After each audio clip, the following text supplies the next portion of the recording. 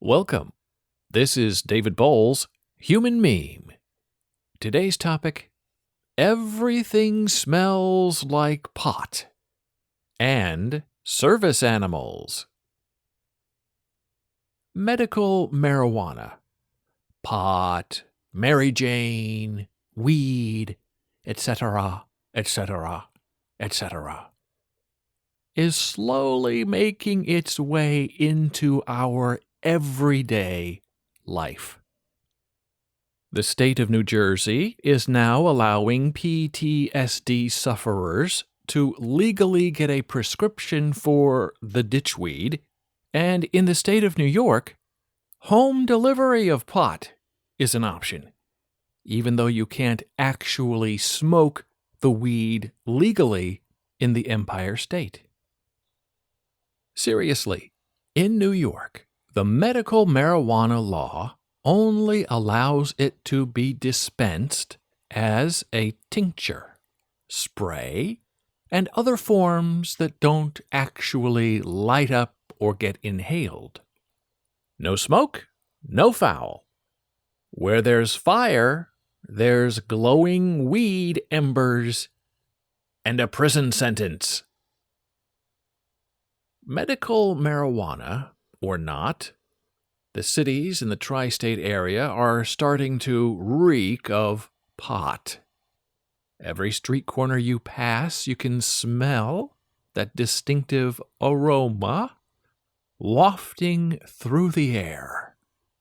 And no, that fresh pot smell isn't an exciting burning scent or a call to anarchy.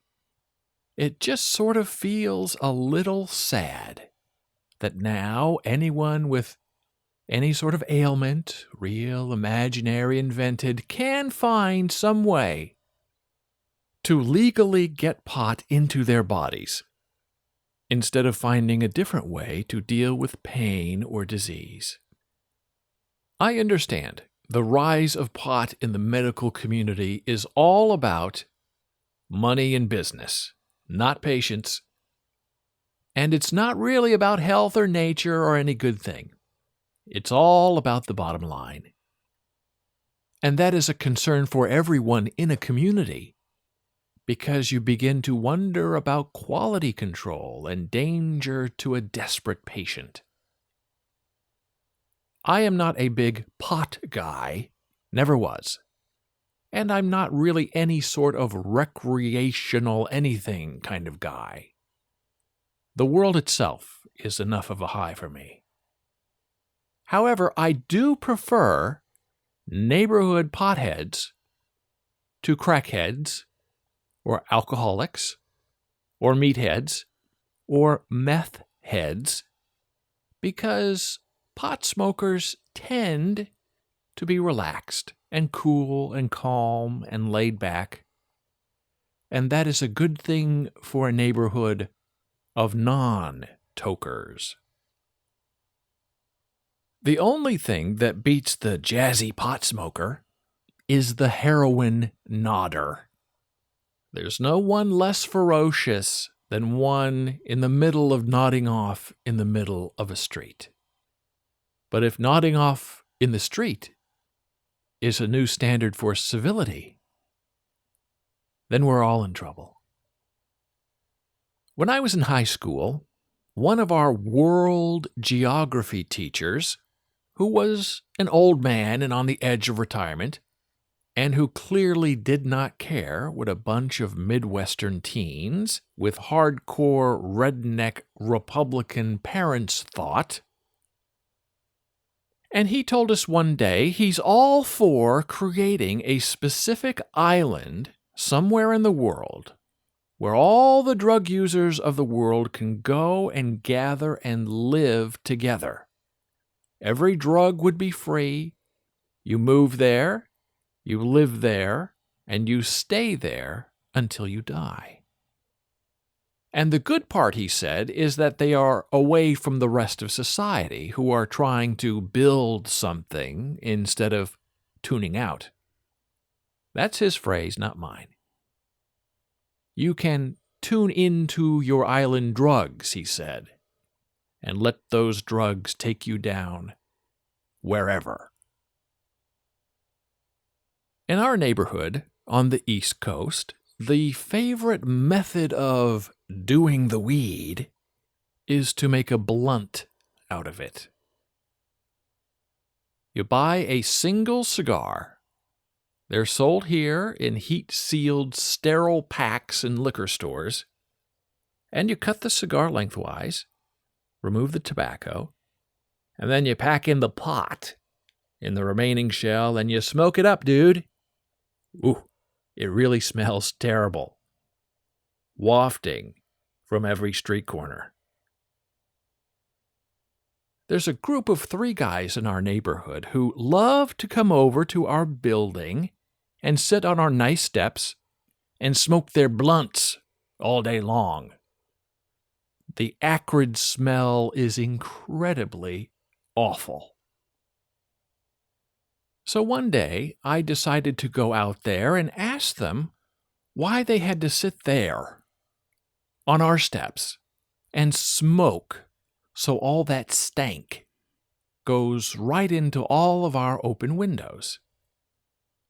And the 3 dudes were actually sort of apologetic, and they kind of promised to move. So I asked the 3 dudes if they were dealing, as in dealing drugs. And they all yelled, no, we're not dealing. And I told them, hey, I was just wondering, you got to do what you got to do to live in this life. But I said, you guys are always hanging out here, and then you disappear and you come back. You have a different expensive car every day parked right there on the corner.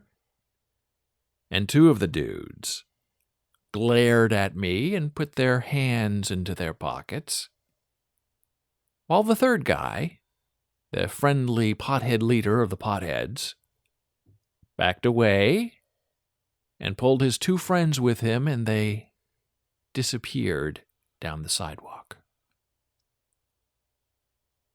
Risky move, I know, but I was careful and super friendly and calm and cool. I'm not ratting anybody out.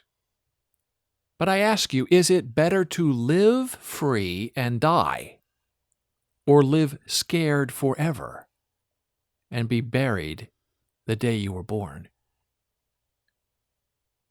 So far, our blunt packers have not returned. The other odd thing about how modern life smells and changes beneath your feet and nose is the incredibly strange rise of the service animal. It appears today that any odd living thing can become a service animal if you pay a veterinarian or a doctor enough money. They'll write you up a little note that your pet is your service animal and you can't exist without it, legally allowing you to take your pet wherever you feel you'd like to go. And I have to say, from direct observation, it's all a bit of a ruse. And the rise of these service animals are pretty much an insult to those among us who truly suffer through life without the aid of an animal assistant. These people who claim emotional distress or some other ailment just so they can take their animals with them into restaurants and airlines and other public spaces are clearly people who have no idea what a real service animal means.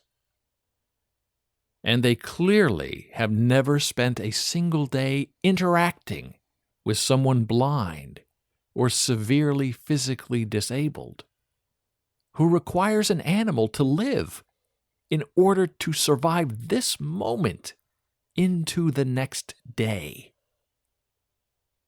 That service animal selfishness to try to force compliance from cities and companies and friends around you just to please your desire to bring your animal everywhere with you is a firm identification that something is wrong with that person. They are attached in the wrong way. They need to find a way to build emotional stability and courage on their own, without someone from the barnyard beside them. We all love our animals. We want our animals with us all the time. But most of us understand we live in a society with other people, and animals are wild and unpredictable and, frankly, unsanitary. You only need to look in your own neighborhood to know that guy, that dog-owning boar. And I mean B-O-O-R, not B-O-A-R. That dog-owning boar who lives right around the corner from you, and who every morning and night turns the corner with his dog to pee and to poop on your doorstep without really cleaning up the mess. And you know right there, the overexpansion of the service animal is going to be a natural disaster waiting to happen. Owning an animal is an honor and a duty. And very few people are really up to the daily task of caring for an animal in the right way. Do you know what happens when people take their dogs into the cabin of airplanes for a long flight, and that dog has to go to the bathroom? The dog plops one out right in the middle of the aisle. Because the aisle of the airplane is the outdoors of the airplane. But of course, that plopping doesn't happen near the dog owner's aisle. Oh, no. The dog will be walked a bit in the cabin of the airplane to go drop one near you, just like they do at home. Animals are wonderful, but they do tend to smell, because that's who and what they are. They live outside, not inside airplanes. Our world is mad, I say, and here is more direct evidence. Let's visit the United Airlines website and get their official lowdown on what is and what is not acceptable for in-cabin service animal travel. Psychiatric, emotional, and comfort animals require documentation before they are allowed to board with the customer. On official letterhead, dated within the past 12 months, the name of the licensed medical healthcare professional, including a medical doctor, treating the customer for the mental or emotional disability, must be included. Letter must state that the customer has a mental health-related disability, that the animal is necessary for the customer's mental health and treatment, or to assist the customer with their disability. The letter must also state the person making the statement is licensed and the customer is under their care. Service animals in training are not accepted. General acceptance of service animals. Service animals and emotional support psychiatric assist animals are only accepted as an accommodation for a qualified individual with a disability. Accepted on any flight regardless whether that flight accepts pets in cabin. Multiple service animals accepted if space permits. No charge for service animal. Service animals and emotional support psychiatric assist animals can and do include, but are not limited to, dogs, miniature horses, monkeys, cats, and birds. Miniature horses? Miniature horses are acceptable as a service animal. I did not write that. I'm not making a joke. That comes directly from the UnitedAirlines.com website. I heard on the radio the other day that someone tried to take a pot-bellied pig onto an airline flight as a service animal, and the airline said no. And that person then produced a floodload of paperwork and lawyers' letters to prove the pot-bellied pig was indeed an emotional comfort. That pot-bellied pig made it onto the flight. Today, it doesn't seem to matter what the airline wants or what other passengers want. Pot-bellied pigs will win the day. Now, what's going to happen, and you know it's going to happen, when someone says their real-sized horse is an emotional support companion? Will that bucking bronco be allowed onto the airplane? Why not? The miniature horse is already there. The pot-bellied pig is already pooping in the aisle. Let's start a farm on United Airlines. Can the wild boar, yes, B-O-A-R this time, not B-O-O-R as before, be too far behind? It's Animal Farm in the sky.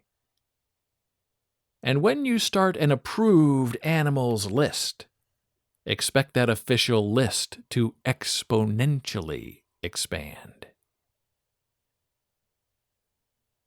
Is it human progress when we change our view of animals from being our workhorses, and we then make them into our emotional support crutches? Neither one of those options is that good for the animal. What about an emotional support service duck or pigeon or iguana or unicorn? Where are we going to draw the line against ridiculous behavior claims that do not serve the goodness of society, but only the selfish wants of the self-defining victim? Soon enough, we'll all be high with blunts coming out of our ears and pot-bellied pigs on our laps flying all over the world, leaving plumes of blue smoke behind and lots of stinky barnyard poopy in the aisle. And we'll show the rest of the world just how great America has become. Again. Thank you for listening. Be a human meme.